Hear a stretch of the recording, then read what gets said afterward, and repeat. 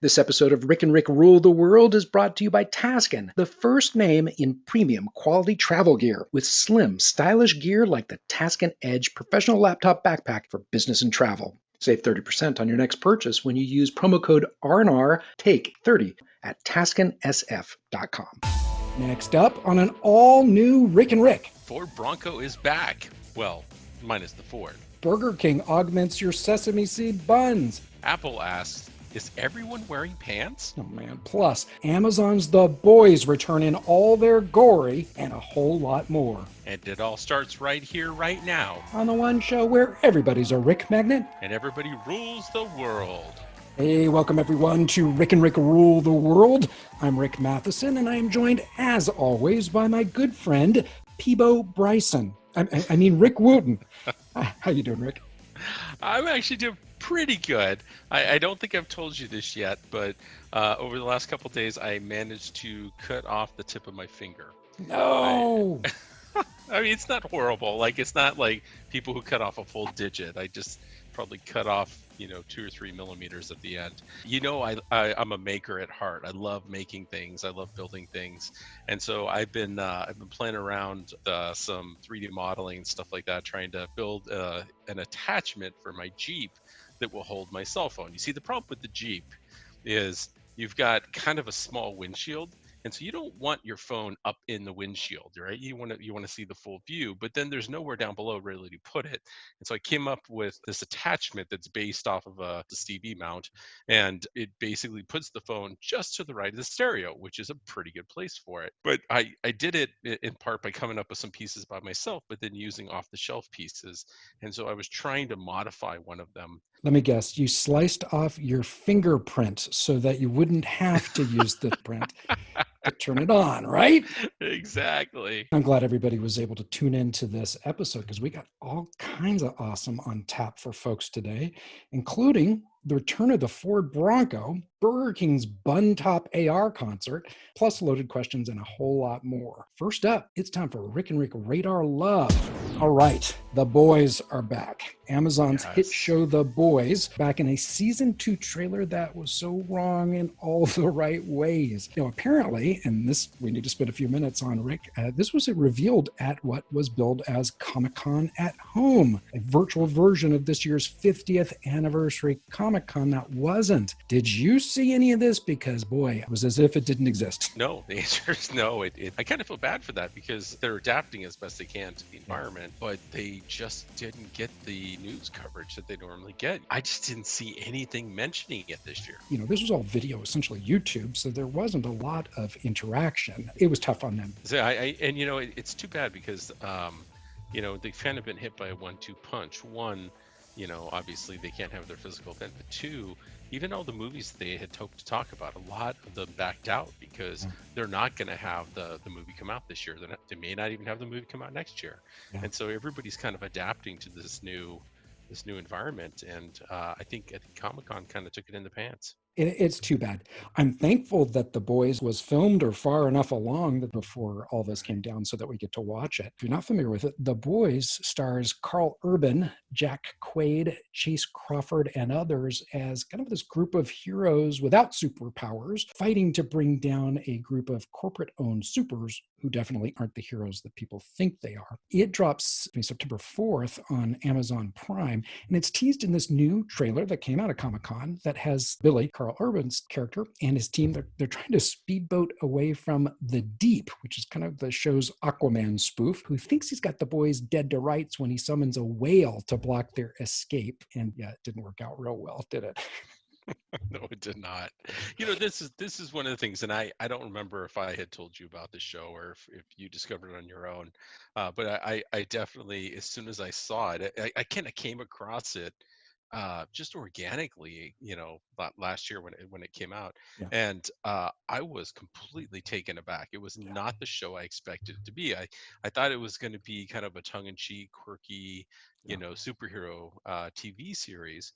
But instead, it ended up being a very dark look at, in a dark humor kind of way of what it would be like if superheroes were really kind of a little corrupt.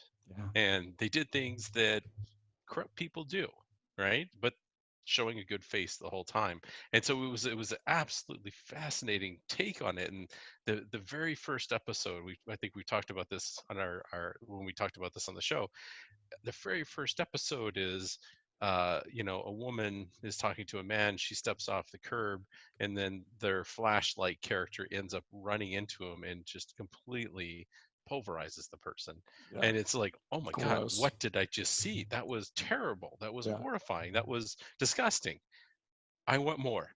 And Yeah. you just totally get drawn into this because it is so different than anything you've seen before. This scene with the whale, so needless to say, they just go right through. They're not going to go around the challenge there. They go right through the challenge there. And it reminded me of what is probably my favorite scene from season one, the scene with the Deep with the dolphin. The Deep decides that animals in captivity are just a horrible thing, and he wants to go free them PETA style. So he breaks into the aquarium, the zoo, whatever it is, and he steals the dolphin. And he steals the dolphin in a van with the dolphin suspended in kind of a cradle, Yeah. mid part of the van.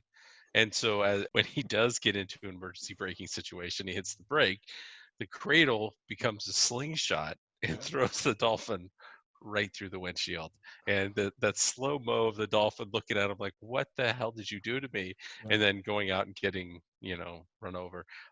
It honestly is much funnier than it sounds. It was Yeah, it hilarious. sounds horrible, but it was horrible, but it was like I was gasping and then laughing, then gasping and then laughing. Every step of that scene was just ingenious. And so that's the thing that the season two's got to live up to, because the reason season one worked is because we'd never seen anything like that, and you were horrified, Yeah. you were insulted, and you were laughing your ass off all at the same time.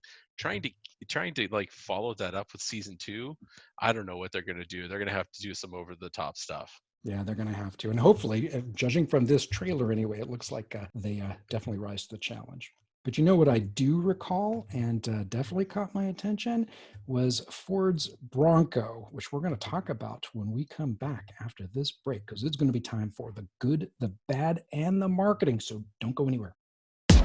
Rick Nation, don't forget to check out our website at rickandrick.com. It's double the Rick in just one click at rickandrick.com. And we are back. Rick and Rick rule the world with Rick Matheson and Rick Wooten. I am so jazzed about this, Rick. The 2021 Bronco. And as you mentioned at the top of the show, it's not the Ford Bronco, it's just Bronco. I'm a Jeep guy, right? I've got my Jeep Rubicon. It's actually a Modern Warfare 3 Jeep Rubicon. So I'm not only a nerd, I'm a gamer nerd and an off-roader. And so I've got a very capable off-road vehicle, and I'm completely embedded into that culture. I go to Jeep shows, I go off-roading with different Jeep clubs. But I have to say, I think this new Bronco is sexy. I mean, Bronco came punching. They brought out a vehicle that hits most of the same points that the Jeep does. It's a very serious off-road vehicle in several different trim levels, from mall crawler all the way to crazy off-roader. Has a removable top. It has removable doors. It's very customizable. It's designed out of the box to be customizable. Yeah. And it hits some of the things that Jeep people have not liked about Jeep for a long time, such as you can't go to the factory and go get Jeeps with like big 35-inch tires, or you can't go get anyways, there's some of these accessories that you want the Jeep from the factory to have it, so you have the warranty and all that to go with it.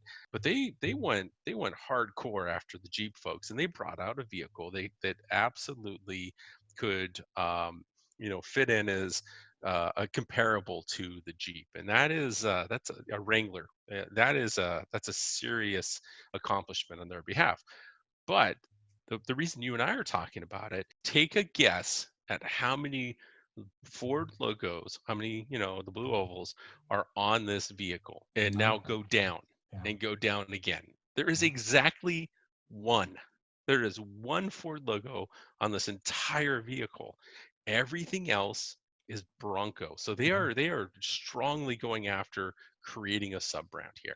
Yeah, it really is interesting. Its own thing. It looks like they did everything right. Just fantastic. Now, from a branding perspective, when I first saw that they were leaving Ford off, I kind of felt like, I don't know, that's a little iffy for me, but looking at this, and I think the identity it's probably they're trying to build with it, it may make complete sense. If you think about Toyota, not that these are even in the same category here, but if you think about Lexus, they wanted to create its own identity. Everyone knows it's Toyota, but they wanted to create its own thing. Now, that's a different audience than the Bronco. For some reason, for me personally, and I don't know what research or what focus groups told them, but for some reason, I look at this thing and think it's better for not having Ford on it. It makes me think that this is a cooler vehicle. That's not good news for Ford, but I can see why they're going that direction, creating its own identity. It's by all rights almost heresy to not have Ford or the master brand on it. Clearly, they had to have a reason to do this, and their research must have shown that there was more appeal to just have its own identity and create its own line. It is a gutsy choice. So we're about to find out if it's going to work one way or the other. Damn well better be a great vehicle. That's right. Well, I don't know if this was a winner or not. Apple's Underdogs working from home spot. That's like over 6 minutes. But this was a new spot that kind of is talking about Apple's capabilities for folks who are working from home. This is, a longer video spot. I think it was almost 6 minutes. And the whole setup is there's a team that's working from home, and, they've done the kind of sitcom thing where they have each person who's working from home represent a different archetype. And, you have the, type A planner, you have, the parent who's, trying to manage the kids. You have all the different types.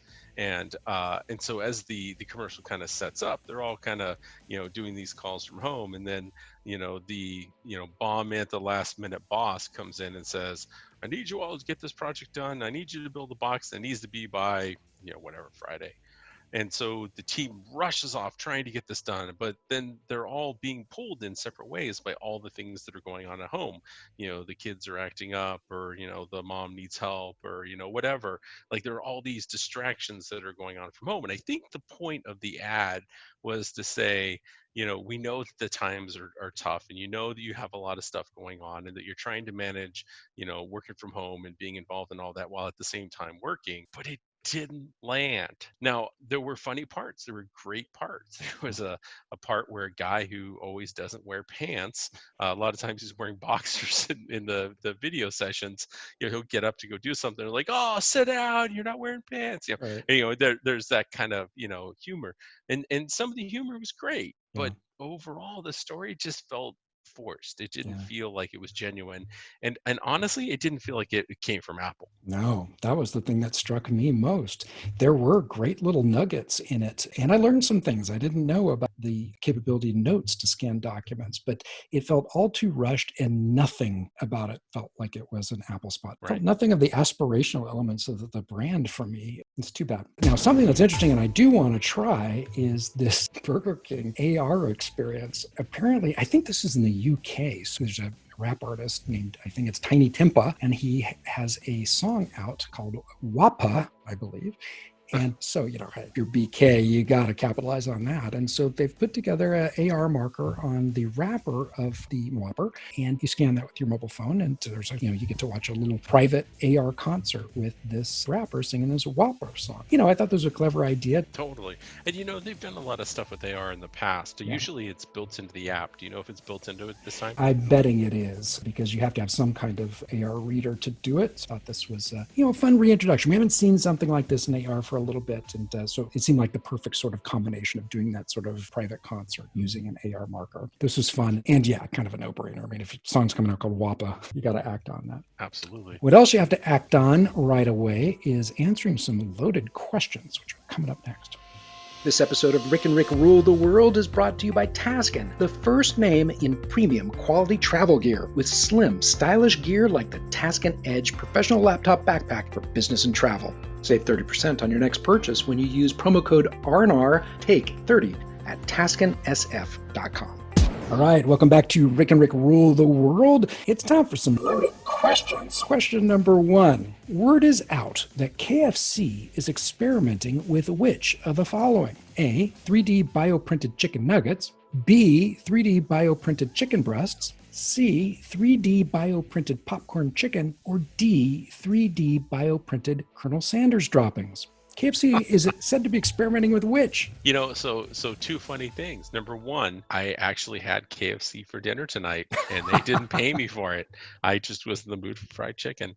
There you go. And then number two, it's the chicken nuggets. I've seen this. This looks interesting. Yes, you are correct. Popular Mechanics is reporting that KFC is experimenting with 3D bioprinted chicken nuggets made using chicken cells and plant-based material to squirt out what aims to be, quote, the world's first laboratory-produced chicken nuggets, unquote. Or as we might say, finger-licking, what the f***? All right, question number 2. First, there was ComicCon at home. Now, which of the following conventions announced this week that it too will go virtual for the next year? A, NAB, the National Association of Broadcasters. B, E3, the Electronics Entertainment Expo. C, CES, the Consumer Electronics Show. Or D, Fry Festival 2021. Which of these announced it's going virtual this coming year? I don't know this one, but I did see something about E3 talking about it. So I'm going to guess it's E3. Probably good guess, and they probably are. But no, in this case, the answer is C. According to the Wall Street Journal, the coronavirus pandemic has prompted CES, the world's largest consumer electronics exhibition with 170,000 attendees descending on Las Vegas every January, has announced that it will be a virtual event this year. I think it could work. And this is kind of crazy to say, but I've attended quite a few CESs. Like you and I have gone to a couple CESs together. At the end of the day, I kind of enjoy watching it online just as much as in person, just because it's gotten so crowded and crazy over the years. Yeah. And online, I can pick through what I want to see. So I think this one actually could work. So, Rick, does what happens in virtual Vegas stay in virtual Vegas? I'm asking for a Fred. As long as you clear your history. That's right. Question 3. Which of the following could be a description for Domino's new consumer-created video contest? A, dress up as the Noid and scare the pepperoni out of someone's pie hole for the chance to win a year's supply of stuffed cheesy bread. B, drive around town delivering half-eaten pizzas to random strangers for the chance to win a Tesla Cybertruck with a matching pair of his and her shot puts. C, showcase your love of Domino's for the chance to win a year's supply of pizza. Or D, showcase your love of Domino's for the chance to win a 3D pizza printer that squirts out pizzas using beef cells, dehydrated mozzarella, reconstituted tomato paste, and a yeast-like substance.